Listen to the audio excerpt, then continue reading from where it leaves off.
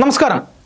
കേരളത്തിൽ തദ്ദേശ സ്വയംഭരണ സ്ഥാപനങ്ങളിലേക്കുള്ള ഇലക്ഷന്റെ ഒന്നാം ഘട്ടം ഇന്ന് നടന്നുകൊണ്ടിരിക്കുകയാണ്. ഈ സമയത്ത് ചില റിപ്പോർട്ടുകൾ പുറത്തു വരുന്നുണ്ട്. അതായത് കേരളത്തിലാകമാനം UDFന് അനുകൂലമായി ന്യൂനപക്ഷത്തിന്റെ ഒരു ഏകീകരണം സംഭവിക്കുന്നു എന്നുള്ളതാണ്. അതായത് മുസ്ലിം വോട്ടുകൾ കൃത്യമായി UDFിലേക്കും കോൺഗ്രസിലേക്കും എത്തുന്നു എന്നുള്ള ചില കണക്കുകളാണ്, ചില റിപ്പോർട്ടുകളാണ് പുറത്തു വരുന്നത്. പിണറായി വിജയന്റെ ചില നടപടികൾ, പിണറായി വിജയനും CPMുമായി ബന്ധപ്പെട്ട് പലതരത്തിലുള്ള പ്രശ്നങ്ങൾ, ഈ പറയുന്നത് പോലെ മുസ്ലിം വിഭാഗത്തെ ഒരു സംശയത്തിന് നേരിലേക്ക് നിർത്താൻ ആവശ്യമായിട്ടുള്ള ചില സംസാരങ്ങൾ, അതുപോലെ തന്നെ ചില പ്രതികരണങ്ങളൊക്കെ തന്നെ പിണറായി വിജയന്റെ ഭാഗത്തു നിന്നുണ്ടായിരുന്നു എന്ന തരത്തിലുള്ള ചില കാര്യങ്ങൾ മുസ്ലിം വോട്ടേഴ്സിനെ വല്ലാതെ ബാധിച്ചിരിക്കുന്നു. ഇനി കൃത്യമായി UDFനെ അല്ലെങ്കിൽ കോൺഗ്രസിനെയാണ് സപ്പോർട്ട് ചെയ്യേണ്ടത് എന്ന രീതിയിലേക്ക് ഇവിടെയുള്ള ന്യൂനപക്ഷങ്ങൾ മാറിയിരിക്കുന്നു എന്ന റിപ്പോർട്ടുകളാണ് പുറത്തു വരുന്നത്. നമുക്കറിയാം, ഈ ശബരിമല വിഷയവുമായി ബന്ധപ്പെട്ട് നടന്നിട്ടുള്ള ഈ ശബരിമല ആചാര സംരക്ഷണവുമായി ബന്ധപ്പെട്ടുള്ള കാര്യങ്ങൾ, അതുപോലെ തന്നെ ശബരിമലയിലെ ഈ സർക്കാർ അവിടെ സംഘടിപ്പിച്ച വികസന സദസ്സ്, ഇതൊക്കെ തന്നെ പല വിധത്തിലുമുള്ള ആരോപണ പ്രത്യാരോപണങ്ങൾക്ക് വിധേയമായിക്കൊണ്ടിരിക്കുന്ന ഒരു കാലഘട്ടമാണ്. ഇവിടെയാണ് ഈ ADGP ആയിട്ടുള്ള MR അജിത് കുമാറുമായി ബന്ധപ്പെട്ട ചില വിഷയങ്ങൾ ഉയർന്നു വന്നിരുന്നു.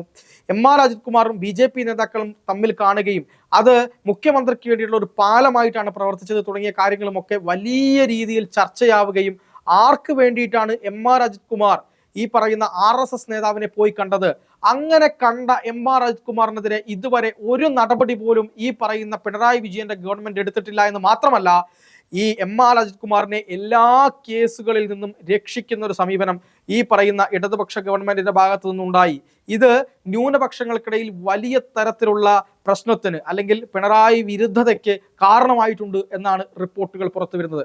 മാത്രമല്ല, PM ശ്രീ പദ്ധതിയുമായി ബന്ധപ്പെട്ട് പലതരത്തിലുള്ള അഭിപ്രായ വ്യത്യാസങ്ങൾ ഇവിടെയുള്ള പല രാഷ്ട്രീയ കക്ഷികൾക്കിടയിൽ ഉണ്ടായിരുന്നു. CPI തന്നെ നേരിട്ട് CPMനോട് ഏറ്റുമുട്ടുന്ന ഒരു കാര്യവും വന്നു. എന്നാൽ ഈ പറയുന്നത് പോലെ ജോൺ ബ്രിട്ടാസും അതുപോലെ വിദ്യാഭ്യാസ മന്ത്രിയായിട്ടുള്ള ശിവൻകുട്ടിയും പിണറായി വിജയന്റെ അറിവോടുകൂടി ഡൽഹിയിൽ പോയി PM ശ്രീ നടപ്പിലാക്കാൻ വേണ്ടി രഹസ്യമായി കച്ചകെട്ടി ഇറങ്ങിയതാണെന്നും അതിന് പാലമായത് ജോൺ ബ്രിട്ടാസ് ആണെന്നും ഈ തരത്തിലുള്ള കാര്യങ്ങളെല്ലാം പുറത്തു വന്നതിന് ശേഷം, അതായത് ആദ്യഘട്ടത്തിൽ PM ശ്രീയുടെ കാര്യത്തിൽ തന്നെ ഒരു വിധത്തിൽ ഇവിടുത്തെ ന്യൂനപക്ഷ സമുദായങ്ങളിൽപ്പെട്ട ആളുകളൊക്കെ തന്നെ വലിയ എതിർപ്പ് സർക്കാരിനോട് ഉണ്ടായിരുന്നു.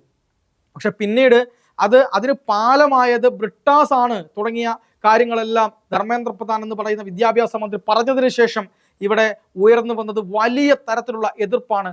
ഈ പറയുന്നത് പോലെ CPMനെതിരെ ഉയർന്നു വന്നത്.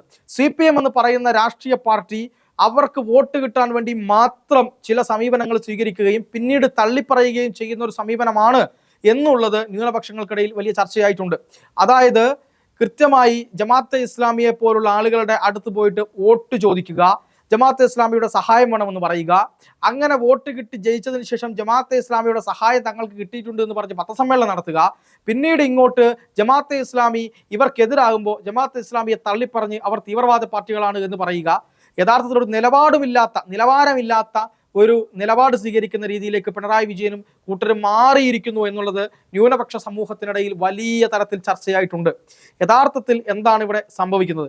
അതായത് ജമാഅത്തെ ഇസ്ലാമി അവർക്ക് ആവശ്യമുള്ള സമയത്ത് അവർ നല്ലവരാണ്, അല്ലാത്ത സമയത്ത് അവർ മോശക്കാരാണ്.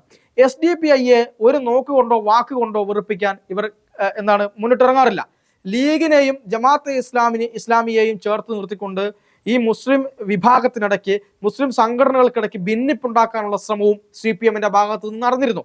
എന്നാൽ അത്തരം ശ്രമങ്ങളെയെല്ലാം തന്നെ മാറ്റി നിർത്താനും അകറ്റി നിർത്താനും മുസ്ലിം ലീഗിനും കോൺഗ്രസിനും ഒക്കെ കൃത്യമായി സാധിച്ചിട്ടുണ്ട്, കൃത്യമായ ബോധവൽക്കരണ പ്രവർത്തനങ്ങളിലൂടെ. അതുകൊണ്ട് CPM കൃത്യമായിട്ട് നടത്തുന്ന കാര്യങ്ങൾ എന്ന് പറയുന്നത് ആട്ടും തോലിട്ട ചെന്നാഴയുടെ ഒരു റോളാണ് CPMന് കേരള രാഷ്ട്രീയത്തിലുള്ളത്. പരസ്പരം അടുപ്പിക്കുക, അതിൽ നിന്ന് ചോര കുടിക്കുക, അധികാരം പിടിക്കുക എന്നതാണ് എന്ന് മുസ്ലിം ജനവിഭാഗത്തിലെ ആളുകൾക്ക് മനസ്സിലായിട്ടുണ്ട് എന്നുള്ളതാണ് യാഥാർത്ഥ്യം.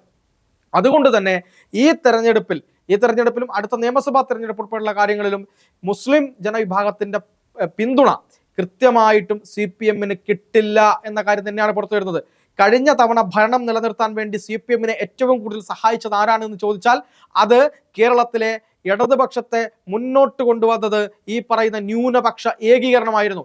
ന്യൂനപക്ഷം ഈ മലബാർ മുതൽ അങ്ങ് തിരുവിതാംകൂർ വരെയുള്ള സ്ഥലങ്ങളിൽ ഏകപക്ഷീയമായിട്ട് LDFന് അധികാരത്തിലെത്താൻ വേണ്ടി സഹായിച്ചു. നേരെ UDFന് ലോക്സഭാ തെരഞ്ഞെടുപ്പിൽ അനുകൂലമായതും ഇത് തന്നെയായിരുന്നു. എന്നാൽ അത് തിരിച്ച് ഈ തദ്ദേശ സ്വയംഭരണ സ്ഥാപനങ്ങളിലേക്ക് വരുമ്പോഴും എന്താണ് LDF അനുകൂലമായിട്ട് പോകാറായിരുന്നു സാധാരണ ഉണ്ടായിരുന്നത്. പക്ഷേ ഈ തവണ തദ്ദേശ തെരഞ്ഞെടുപ്പിൽ ന്യൂനപക്ഷങ്ങൾ ഒന്നടങ്കം LDF കൈവിടുന്നു എന്ന തരത്തിലുള്ള വാർത്തകളാണ് ഇപ്പോൾ പുറത്തു വരുന്നത്. അത് തന്നെ നിയമസഭാ തെരഞ്ഞെടുപ്പിലും ആവർത്തിക്കും എന്ന സൂചനകളുമാണ് ഇപ്പോൾ പുറത്തു വന്നുകൊണ്ടിരിക്കുന്നത്.